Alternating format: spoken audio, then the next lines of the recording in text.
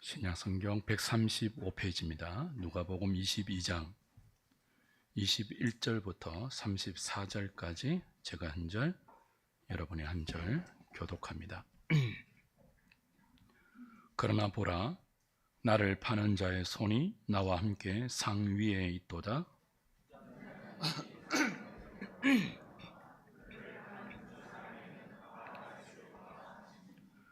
그들이 서로 묻되 우리 중에서 이 일을 행할 자가 누구일까 하더라.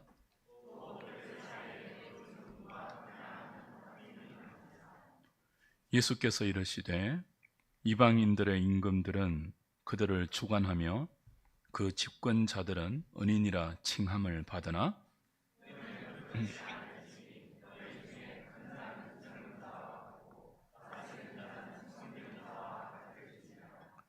앉아서 먹는 자가 크냐 섬기는 자가 크냐?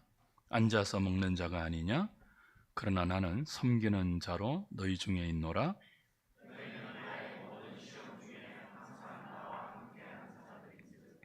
내 아버지께서 나라를 내게 맡기신 것 같이 나도 너희에게 맡겨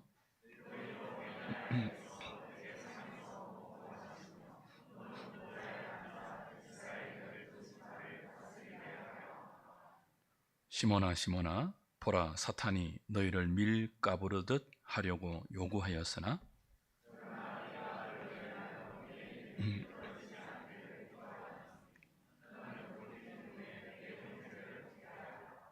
33절 34절 같이 봅니다. 그가 말하되 주여, 내가 주와 함께 오게도 죽는 데에도 가기를 각오하였나이다. 이르시되 베드로야, 내가 내게 말하노니 오늘 닭 울기 전에 네가 3번 나를 모른다고 부인하리라 하시니라. 아멘.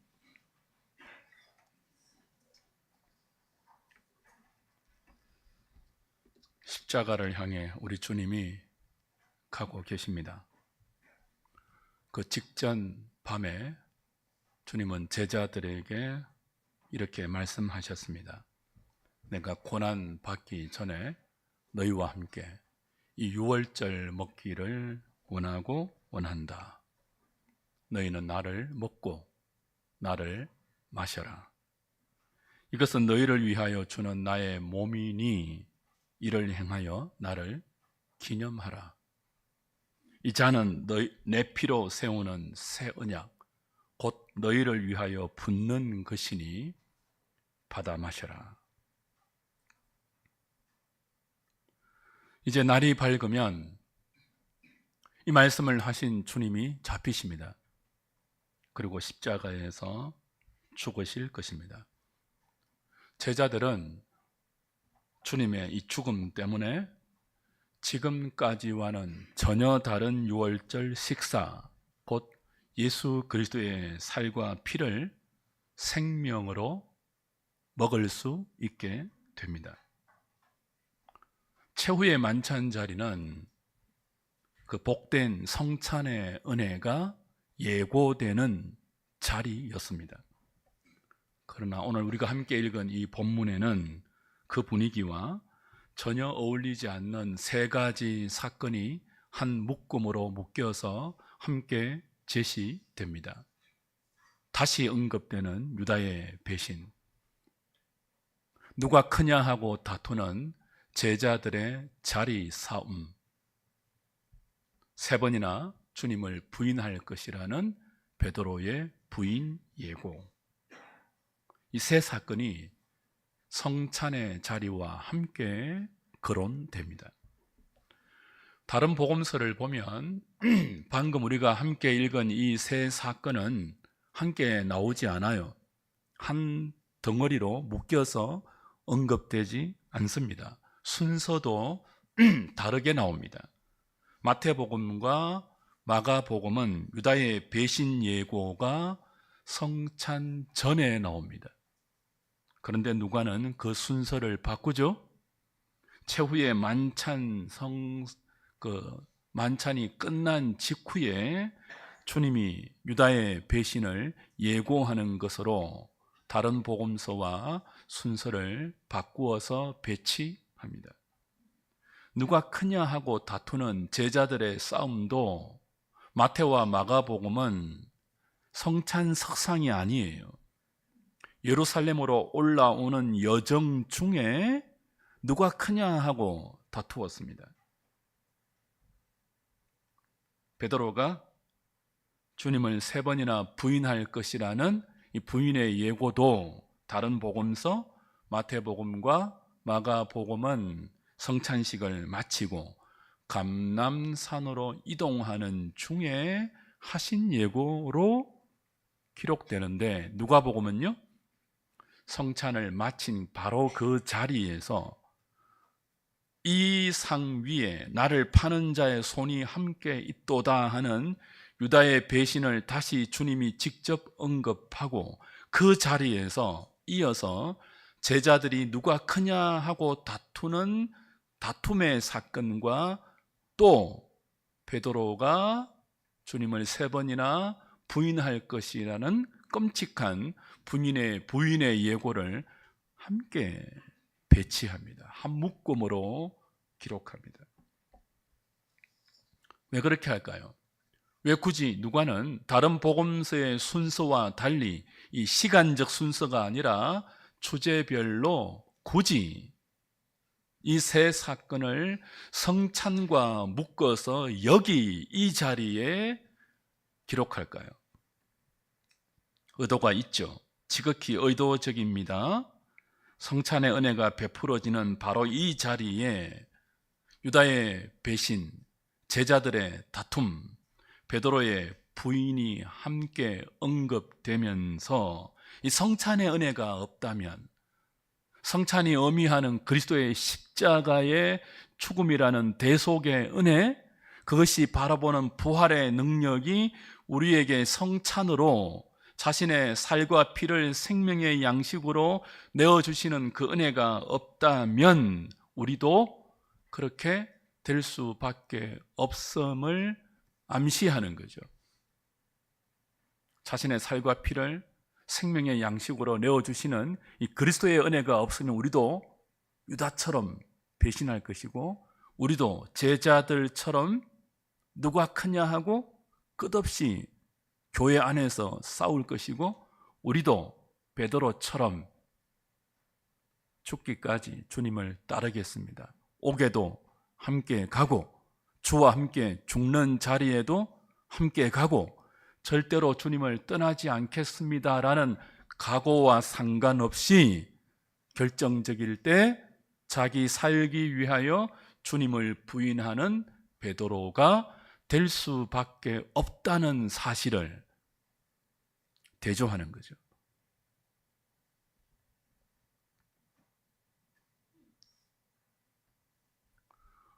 모두 똑같다는 거예요.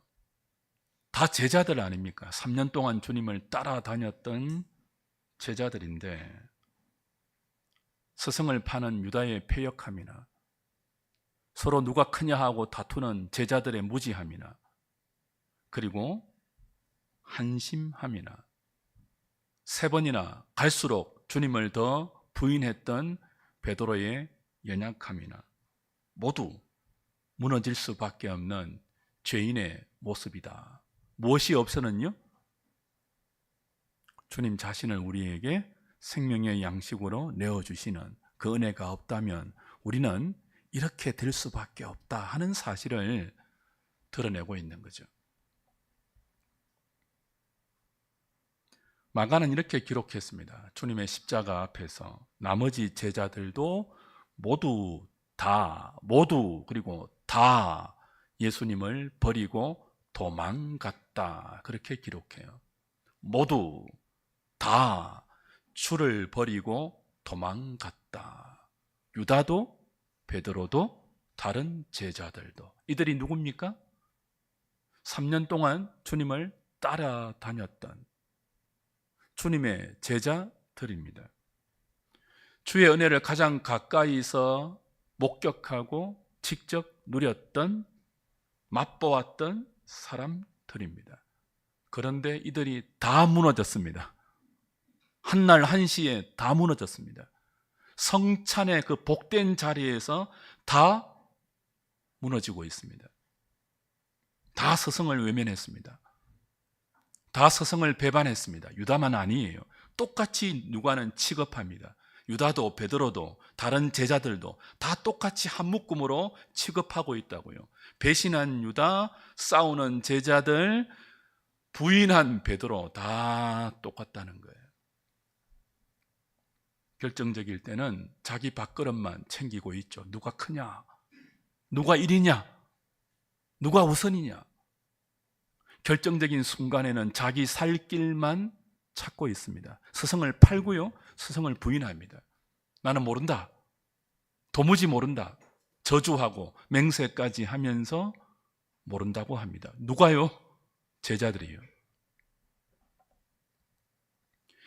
누가는 이 일을 의도적으로 성찬의 그 복된 은총의 자리와 함께 배치한다고요.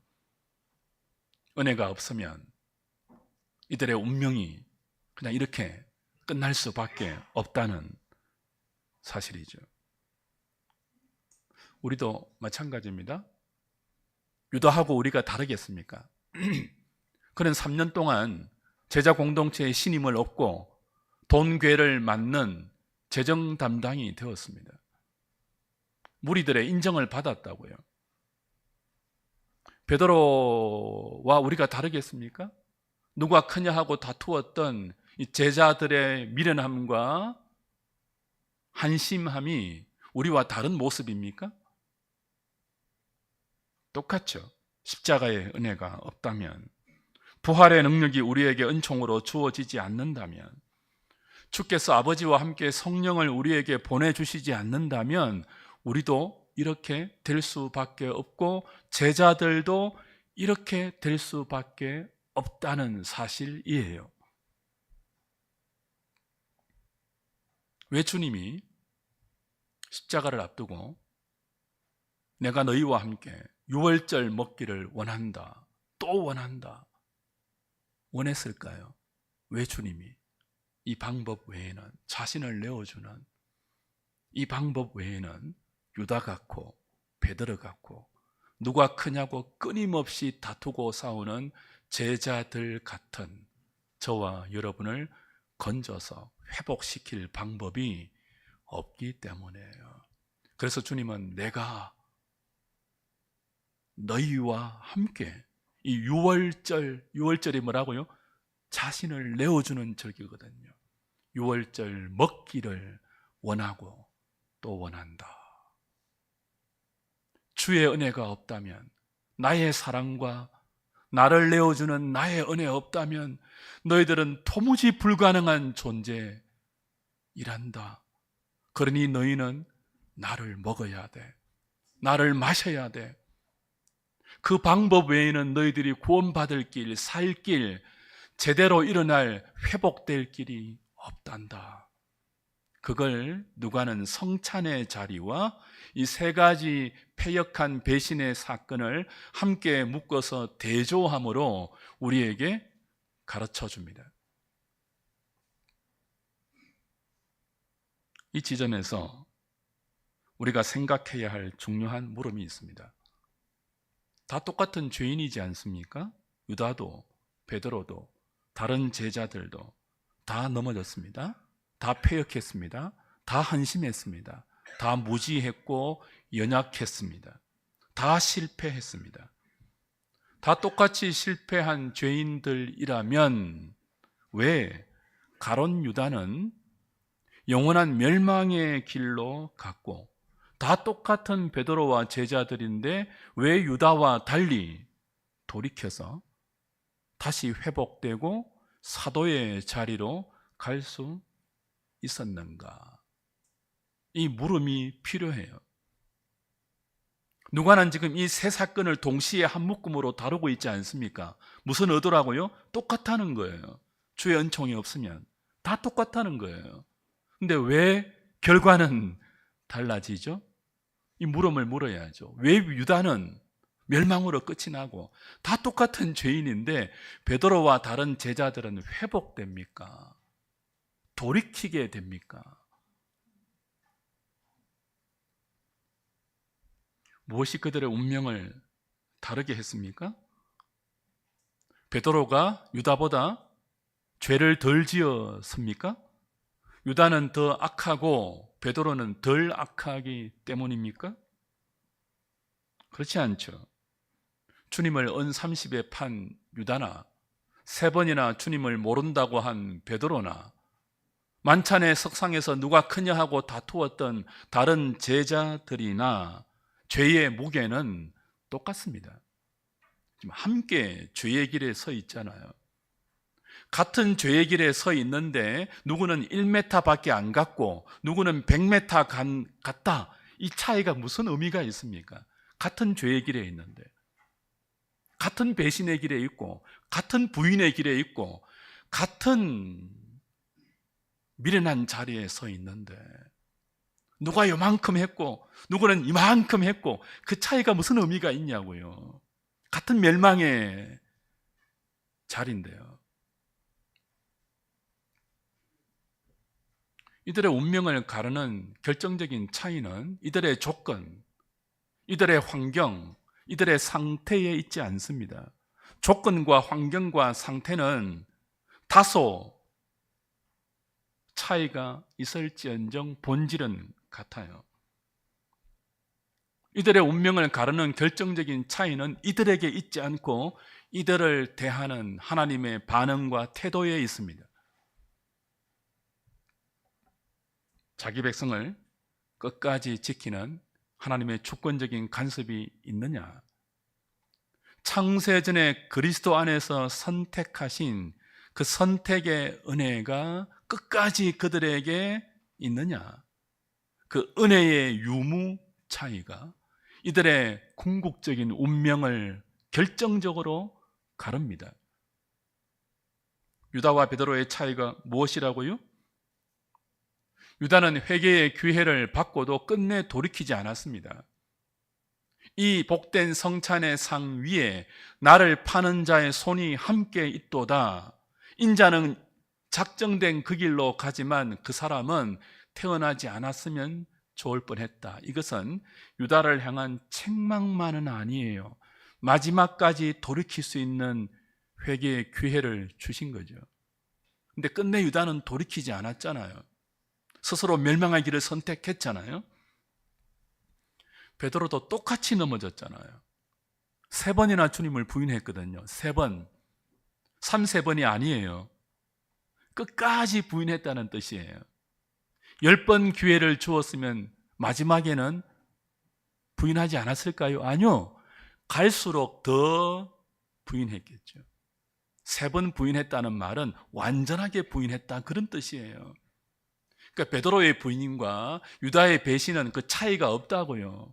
근데 유다는 회개하지 않고 끝내 멸망의 길로 간 반면 베드로는 왜 돌이켜 회개하고 다시 주님의 사도가 되어 주의 뒤를 따랐겠습니까?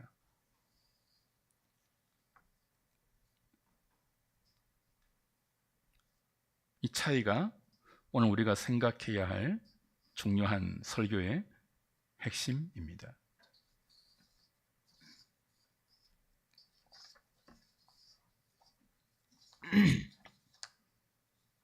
유다와 베드로는 다르지 않습니다. 똑같은 죄인이고 똑같은 실패자입니다. 같은 죄의 길에서, 같은 배신과 패역함의 길에서 이 둘은 조금의 차이도 없습니다. 그런데 베드로에게는 유다에게 없는 그 무엇이 있습니다. 그것이 무엇입니까? 21절, 22절과 31절, 32절을 대조해서 보아야 합니다. 21절, 22절. 유다를 향한 주님 말씀이죠. 그러나 보라, 나를 파는 자의 손이 나와 함께 상 위에 있도다. 인자는 이미 작정된 대로 가거니와 그를 파는 그 사람에게는 화가 있으리로다. 유다를 향한 주님의 책망인 동시에 회개의 기회입니다. 31절, 32절 베드로를 향한 주님의 말씀이에요. 시몬아, 시몬아, 보라, 사탄이 너희를 밀가부르듯 하려고 요구하였으나 그러나 내가 너를 위하여 내 믿음이 떨어지지 않기를 기도하였노니 너는 돌이킨 후에 내 형제를 굳게 하라. 자, 무슨 차이가 있죠? 유다를 향한 주님의 말씀과 베드로를 향한 주님의 말씀, 이 둘 사이에 어떤 차이가 있습니까? 둘은 똑같은 죄인이에요. 지금 똑같은 배신과 부인의 길에 서 있습니다. 지은 죄의 깊이는 똑같습니다. 죄의 본질은 똑같습니다. 근데 그런 유다와 그런 베드로를 대하는 주님의 태도와 주님의 반응과 주님의 말씀이 조금 다르죠? 유다에게 없는 베드로에게만 있는 주님의 말씀 중에 특징이 뭐예요? 내가 뭐 한다는 거예요? 너를 위하여 32절 내가 너를 위하여 내 믿음이 떨어지지 않기를 뭐 했다고요? 기도했노니 너는 돌이킨 후에 형제를 굳게 하라. 유다에게는요, 네가 나를 팔 것이지만 내가 너를 돌이킬 수 있도록 기도하겠다는 게 없어요. 근데 베드로에게는요, 사탄이 너희를 밀가부르듯 청구하지만 내가 너를 위하여 뭐 한다고요? 기도한다. 그러니 돌이킨 후에 내 형제를 굳게 하라. 똑같은 죄인이고 똑같은 패역함을 저지를 존재인데 이 둘을 대하는 주님의 태도가 다릅니다. 한 사람을 위해서는 끝까지 기도해 줍니다. 한 사람을 위해서는요, 기도하지 않습니다. 내버려 두십니다. 유다와 베드로의 차이는 누가 더 신실하냐, 누가 더 유능하냐, 누가 더 탁월하냐의 차이가 아닙니다. 누가 더 악하고 누가 덜 악하냐의 차이도 아닙니다. 똑같아요. 차이는 뭡니까? 누가 창세전에 그리스도 안에서 택함 받았느냐, 누가 그를 위해 주님이 끝까지 기도해 주시는 은혜가 있느냐, 그 차이입니다. 유일한 차이예요. 그 은혜가 있는가, 그 은혜가 없는가가 이 두 부류의 인생의 궁극적인 운명을 결정짓습니다. 그 은혜의 유무에 따라서 돌이킬 수 없는 죄인이 돌이키는 인생이 될 수도 있고, 돌이킬 수 없는 죄인이 끝내 돌이키지 못하고 자기 고집과 자기 후회 가운데 멸망으로 끝내는 인생이 될 수도 있습니다. 은혜의 유무 차이로. 우리의 그 무엇 때문이 아닙니다. 은혜의 유무 차이로. 그것이 유다와 베드로의 유일한 차이죠. 베드로에게는 유다에게 없는 자신을 위한 주님의 기도가 있었습니다. 그 힘으로 베드로는 돌이킬 수 없는 죄의 자리에서 돌이켜 형제를 굳게 하는 사명의 자리로 복귀할 수 있었습니다. 주 안에서 사랑하는 여러분, 오늘 본문이 우리에게 도전하는 메시지가 무엇이겠습니까? 우리가 누구냐 하는 거예요. 베드로는 주님을 지키겠다고 호언장담했습니다. 네가 누구냐? 누가는 의도적으로 유다와 베드로를 같이 묶어서 네가 누구냐? 네가 주님을 지킬 수 있다고? 아니야. 너는 주님을 판 유다와 똑같은 인간이야. 너의 호언장담이 닭 울기 전에 3번이나 부인하는 비참한 현실로 바뀐 것 보라. 똑같다는 거예요. 인간이 누구냐 하는 겁니다. 우리가 주님을 지키지 못합니다. 베드로처럼요. 주님이 베드로를 지키죠. 사탄이 밀가부르듯 너희를 요구하지만 내가 너를 위해서 기도할 것이다. 너는 나를 지킨다고 장담하지만 너는 나를 지키지 못할 것이고 내가 너를 지킬 것이다. 끝까지 기도하면서.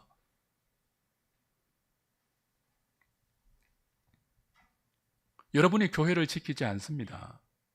주의 몸된 교회가 여러분을 지킵니다. 착각하지 마세요. 우리가 하나님을 위하지 않습니다.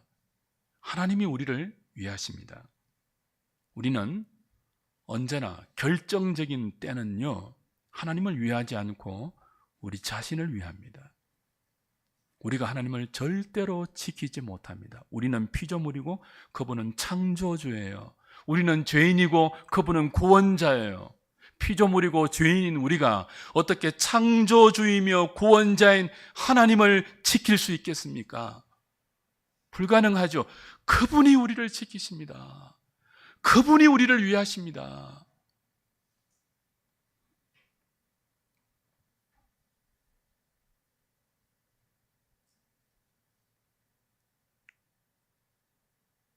주님이 우리를 떠나지 않고 우리를 위해서 기도해 주시지 않고 우리를 위해서 은혜를 베풀어 주지 않고 우리를 위해서 유월절 먹기를 원하고 원한다고 하면서 자신의 살과 피를 우리를 위한 생명의 양식으로 끝없이 주시지 않는다면 우린 다 유다, 베드로, 다른 제자와 같이 한 장소, 한순간에 같이 넘어질 수밖에 없는 연약한 인간들입니다. 부서지기 쉬운 질그릇 같은 존재예요. 그래서 하나님은 독생자를 보내신 것입니다. 그래서 독생자는 우리를 위해서 자신을 십자가에 내어주시는 것입니다. 그러니 우리가 무엇을 자랑해야 되겠습니까? 무엇을 내세워야 되겠습니까? 우리의 진심, 우리의 호언장담, 우리의 뜨거움, 우리의 결심, 주를 향한 우리의 마음, 그게 뭐라고요? 한밤도 안 가서 다 무너지는데 3년 동안 주를 따라다녔던 이력요? 그게 뭐라고요? 한순간에 절단나는데요.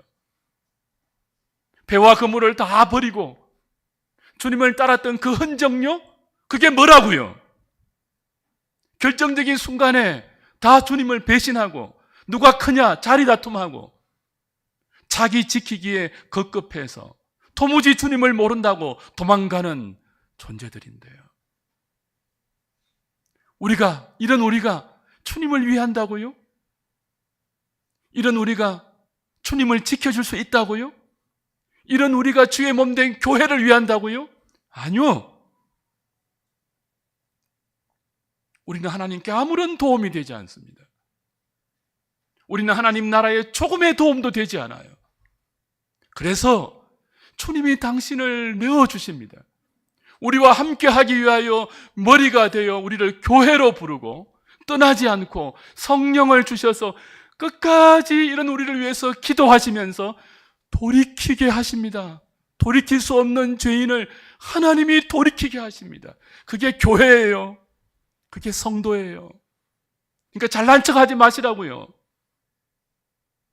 여러분의 기도, 여러분의 헌신, 여러분의 봉사, 그게 뭐라고요? 저의 이 목사된 이 알량한 봉사, 설교 준비, 그게 뭐라고요? 한순간에 주님의 은총이 없다면 쓰레기가 될 건데요. 모두 자기 치장과 자기 자랑과 자기 명예와 자기를 위한 몸부림에 불과할걸요? 그러니 우리의 진심을 믿어서는 안 됩니다. 우리의 열심도 믿어서는 안 돼요. 여러분의 마음, 여러분의 뜨거움, 그 한 줌 흩어질 바람에 불과해요. 무엇이 없다면요? 여러분을 위해서 기도하시는 주님의 은혜가 없다면요.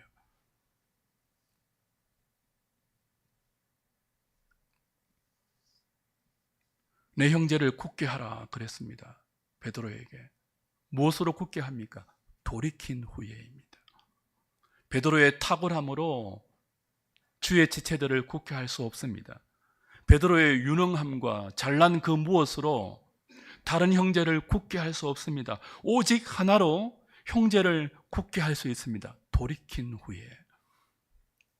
무슨 뜻이죠? 돌이킬 수 없는 너를 내가 기도하면서 돌이키게 했다. 그 은혜만이, 그 은혜를 의지할 때만 형제를 굳게 할 수 있다는 뜻입니다. 그 은혜로 부름받은 공동체가 교회입니다. 그 은혜로 서로를 쳐다보며 서로를 굳게 세우는 공동체가 교회입니다. 돌이킬 수 없는 나를 주님이 돌이켰습니다. 형제도 그렇게 돌이킬 것입니다. 그러니 누가 크냐 다투는 그 경쟁의 자리에서 벗어나서 돌이킬 수 없는 나를 위해서 자신의 살과 피를 내어주신 주님의 은총을 바라보며 그 십자가 밑에 겸손한 믿음으로 서로 모여 주를 찬송하고 주를 높이는 공동체, 주의 몸된 교회입니다.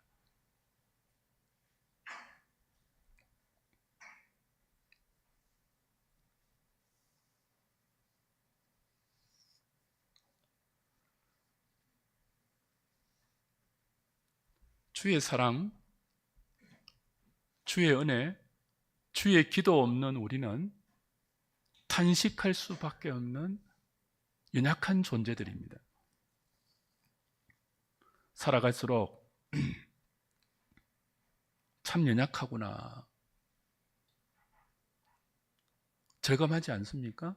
젊었을 때는요,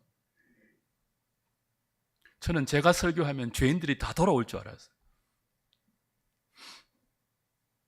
이런 설교에 죄인들이 안 돌아온다고? 이런 열정이 있고 설교 한 편을 위해서 몇십 시간을 연구하고 기도하고 투자하는데 이런 설교를 하나님이 사용하지 않는다고? 젊었을 때는 그랬다고요. 근데 지금은요, 너무 연약함을 느껴요. 너무 부족함을 느껴요. 성령으로 거듭나고 영생을 받았지만 우리는 여전히 연약하지 않습니까? 이미 성령의 처음 익은 열매를 받았는데도 넓고 쇠약해져 가는 우리의 육신을 볼 때마다 탄식하지 않습니까? 몸뿐이겠습니까? 노약해 가는 몸뿐이겠습니까? 갈수록 연약해 가는 우리의 심리, 깨어있는 성도일수록 도덕적으로 윤리적으로 자신의 악함을 더 민감하게 느끼거든요. 날이 갈수록 말이에요. 내가 죄인 중에 괴수구나. 내가 모태로부터 죄 중에 잉태되었다는 이 성경의 말씀이 무슨 뜻인지 갈수록 알겠구나. 내 속에 선한 것이 하나도 없구나. 갈수록 절감하지 않습니까? 인간이 어떻게 이렇게 악할 수 있나? 내가 어떻게 이렇게 악할 수 있나? 우리의 고백 아닙니까? 우리의 탄식 아닙니까? 썩고 냄새나는 무덤과 같구나. 이 탄식은요, 강도의 탄식이 아니라 성도들의 탄식입니다. 바울의 탄식이었고 다윗의 탄식이었습니다. 한국이 자랑하는 위대한 신학자요 목회자인 박윤선 박사의 탄식이었고 오늘 저와 여러분이 터뜨리는 탄식입니다. 연약하구나. 내가 죄인이구나. 주의 은혜 없다면 나는 정말 썩은 시체와 같구나. 그래서 우리는 가난한 마음이 되고 애통하는 마음이 되고 주님께 길들어지는 온유한 사람이 되고 날이 갈수록 의에 줄이고 목마른 사람이 됩니다. 주의 은혜 가운데 자신만만한 존재가 아니고 이제 갈수록 주님 없으면 아무것도 아닙니다. 가난한 부토코스, 가난한 심령이 됩니다. 그게 성찬의 자리에 유다의 배신, 제자들의 다툼, 베드로 부인을 함께 묶어서 배치하여 주의 은혜가 없는 인생이 어떻게 전락할 수 있는지를 보이는 누가의 의도죠. 로마서 8장 26절 보십시오.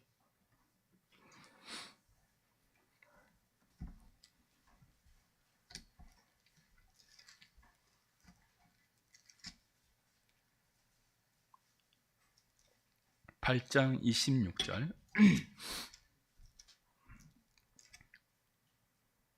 이와 같이 성령도 우리의 연약함을 도우시나니 우리는 마땅히 기도할 바를 알지 못하나 오직 성령이 말할 수 없는 탄식으로 우리를 위하여 친히 간구하시느니라.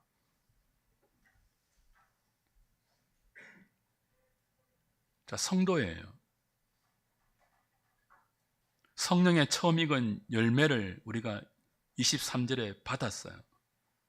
24절에는 소망으로 구원을 얻었어요. 그런데 26절에는 마땅히 기도할 바를 알지 못한다 그래요. 우리가 성도인데 성령의 처음 익은 열매를 받았고 주의 선택의 은혜로 구원을 받았고 돌이킬 수 없는 죄의 자리에서 돌이켜서 주의 백성이 되고 기도할 수 있는 특권을 얻었어요. 때를 따라 돕는 은총을 얻을 수 있는 자녀의 특권을 우리가 받았어요. 근데 뭐라고요? 무엇을 기도할지 모르는 연약한 존재여서 이런 우리를 위하여 성령이 말할 수 없는 탄식으로 친히 간구하신다 그래요. 우리가 어떻게 기도해야 될지를 모르는 연약한 존재입니다. 무지한 존재입니다. 가장 큰 특권, 우리가 받은 가장 큰 복, 주 예수의 이름으로 성부 하나님께 성령의 능력으로 기도할 수 있는 거예요. 이 가장 큰 특권을 받았으면서도 그 특권을 어떻게 누려야 할지를 모르는 존재가 우리입니다. 연약한 존재. 마땅히 기도할 바를 모른대요. 그 인정하십니까? 하루에 나는 3시간 기도하는데 보좌를 흔드는 기도를 8시간 하는데 근데 성경이 뭐라고 한다고요? 너희가 몇 시간 기도하는지 상관없이 너희는 마땅히 어떻게 기도해야 되는지 빌 바를 알지 못한다 그래요. 그래서 성령이 너희를 위해서 탄식하시면서 간구할 수밖에 없다고 말해요. 여러분의 기도를 한번 찬찬히 생각해 보세요. 대부분의 성도는요, 거창한 거 기도하지 않습니다. 아주 겸손하게 기도해요. 최소한의 경제력, 최소한의 건강, 자녀들 공부 잘하고 욕심 크게 안 부리잖아요. 자녀들 말썽 부리지 않고 취직 잘하고 언약의 가정 이루는 결혼 잘하고 자녀 잘 낳아서 믿음으로 잘 키우는 것. 그 기도가 뭐 나쁩니까? 좋은 기도 아닙니까? 그런데 빌 바를 알지 못한대요. 우리가 그 기도만 합니까? 교회를 위해서도 기도하잖아요. 나라를 위해서도 기도하잖아요. 선교사님 위해서도 기도하잖아요. 지체를 위해서도 기도하잖아요. 민족을 위해서도 기도하잖아요. 근데 성경은 뭐라고 한다고요? 우리가 마땅히 빌 바를 알지 못한다 그래요. 정말입니까? 정말입니다. 하나님의 입장에서는요, 그렇게 기도하는 우리가 어떻다고요? 마땅히 빌 바를 알지 못한대요. 그러니 자랑하지 마세요. 몇 시간 기도한다고. 무엇을 기도해야 될지도 모르는 여러분이 뭐 기도한다고 자랑하십니까? 너 왜 기도하지 않냐고 왜 남들을 비판하고 정죄하십니까? 무엇을 기도해야 될지도 모르고 기도하면서요. 그렇지 않습니까? 이게 우리입니다. 그래서 성령이 어떻게 하십니까? 여기까지만 있으면 절망이죠. 여기까지가 유다의 배신과 베드로의 부인과 누가 크냐고 다투는 제자들의 미련함과 무지함입니다. 근데 성경은 여기까지가 끝이 아니에요. 이런 우리를 위하여 성령이 말할 수 없는 탄식으로 친히 간구하신다 그랬습니다. 성령이 이런 우리를 보면서 너희들만 내버려두면 정말 안 되겠구나. 주님 그랬잖아요. 3년 동안 데리고 다녔는데 그걸로 됩니까? 직접 보여주고 권능까지 주시고 제자 훈련 다 시키고 다 떠먹여주고 하나부터 열까지 다 가르쳐 주었습니다. 됩니까? 안 되니까 내가 유월절 먹기를, 너희와 함께 유월절 먹기를 원하고 또 원한다고 하셨죠. 성령이 말할 수 없는 탄식으로 우리를 위해서 탄식하시며 기도하지 않으면요, 우린 소망이 없는 존재입니다. 그러니 교회는 잘난 척을 가장 먼저 중단해야 됩니다. 뽐내는 것을 가장 먼저 내려놓아야 합니다.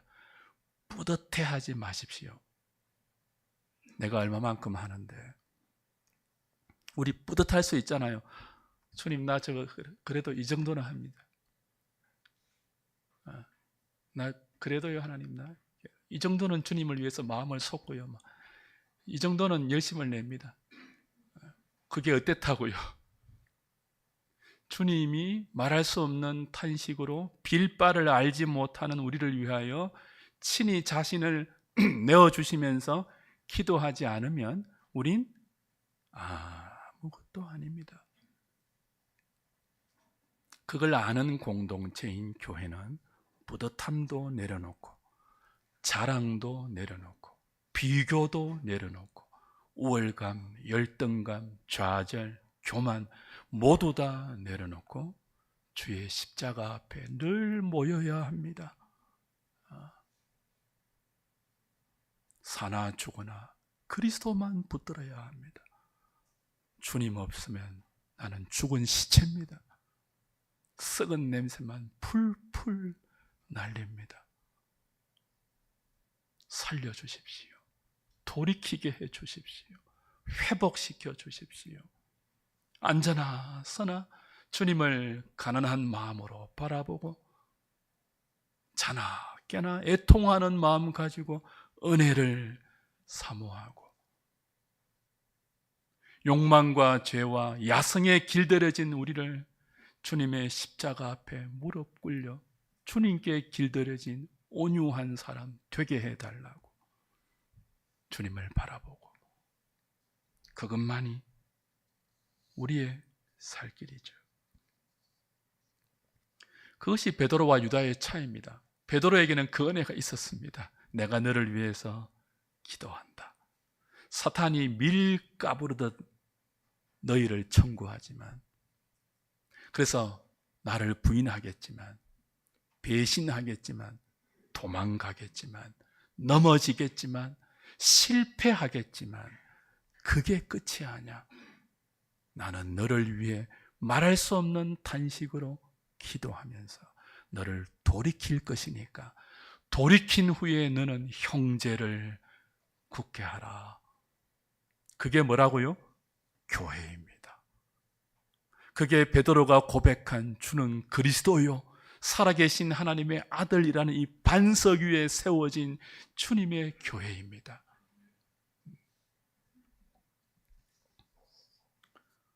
요한복음 10장을 찾고 말씀 마치겠습니다. 요한복음 10장 26절, 27절, 28절 보십시오.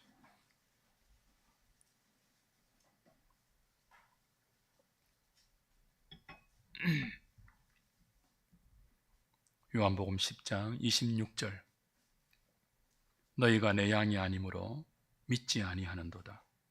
내 양은 내 음성을 들으며 나는 그들을 알며 그들은 나를 따르느니라. 내가 그들에게 영생을 주노니 영원히 멸망하지 아니할 것이요 또 그들을 내 손에서 빼앗을 자가 없느니라. 유다와 베드로의 차이 무엇입니까? 유다에게는 이게 없었어요. 이 은혜가 없었어요. 베드로에게는요 이 은혜가 있었어요. 너희는 내 양이다. 아버지가 내게 주신 내 양이니까 절대로 빼앗기지 않는다. 사탄이 밀 까부르듯 청구하여도 나는 너희를 빼앗기지 않는다. 그러나 너희는 내 양이 아니므로 믿지 아니하는도다. 누가요? 유다가, 종교 지도자들이 내 양은요 베드로가 다른 제자들이 차이가 뭐예요? 인간에게 차이가 없어요. 다 똑같아요. 차이가 뭐예요? 그들을 대하는 하나님의 차이예요. 이유는 모릅니다. 왜 유다는 그 은혜가 없습니까? 몰라요. 저도 몰라요. 왜 베드로에게는 그 은혜를 주십니까? 몰라요. 그러나 하나 알죠. 베드로에게, 돌이킬 수 없는 죄의 자리에 있는 베드로에게 유다에게 없는 그 은혜가 있어서 그는 돌이킨 후에 형제를 굳게 하는 회복의 자리에 돌아갔습니다. 우리에게도 그 은혜가 웬 이유인지는 모르겠지만 여러분에게 주어져서 지금 여기에 앉아 계십니다. 그러니 죽을 때까지 그 은혜만 붙드십시오. 여러분 붙들지 마세요. 여러분은요, 틈만 나면 넘어집니다. 여러분은요, 언제 유다의 자리로 갈지 모릅니다. 여러분은요, 언제 베드로 될지 모릅니다. 김베드로, 박유다, 누구. 그러니까 우리 자신을 붙들지 맙시다. 가난한 마음으로 주님을 붙드십시다. 요한복음 21장 보면 주님이 베드로를 찾아왔어요. 3번이나 부인한 베드로를 찾아왔어요. 숯불 피워놓고 고기 굽고, 숯불, 뭐가 생각나세요? 숯불 앞에서 부인했잖아요. 그죠? 숯불 앞에서 주님 모른다고 3번 부인했거든요. 부활하신 주님이 베드로 찾아옵니다. 숯불 피워놓고 묻습니다. 네가 나를 사랑하느냐? 여러분이 베드로가 되어 보십시오. 여러분이 넘어지고 결정적으로 실패한 그 자리를 주님이 그대로 재현해놓고 세팅해놓고 여러분에게 물으세요. 네가 나를 사랑하느냐? 뭐라고 대답하실래요? 내가 주님을 사랑하는 줄 아십니다. 내 양을 먹이라. 2번째 또 물으십니다. 네가 이 물고기보다 나를 더 사랑하느냐? 베드로가 어떻게 했겠습니까? 고개를 들었겠습니까? 옛날처럼 내가 옥에도 주님과 함께 같이 가고 죽는 자리에도 주님과 함께 가겠습니다. 그렇게 대답했겠습니까? 주님 아십니다. 내 양을 치라. 또 3번째 묻습니다. 3번 부인했거든요. 3번 묻는다고요. 가시를 완전 콕콕 찌릅니다. 그러니까 완전히 굴복시키는 거예요. 네가 나를 사랑하느냐? 기어 들어가는 목소리로 말했지 않겠습니까? 주님이 아십니다. 주님 답변은요, 내 양을 먹이라. 네가 돌이킨 후에 내 형제를 굳게 하라. 그 마음으로만 일할 수 있다는 거예요. 주님 아십니다.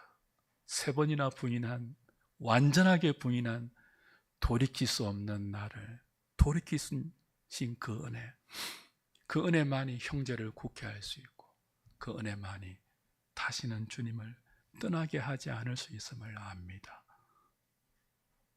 그 마음으로 죽을 때까지 사십시오. 그 마음으로 죽을 때까지 주님만 찾으십시오. 그게 우리입니다. 찬송하고 준비하신 헌금하겠습니다.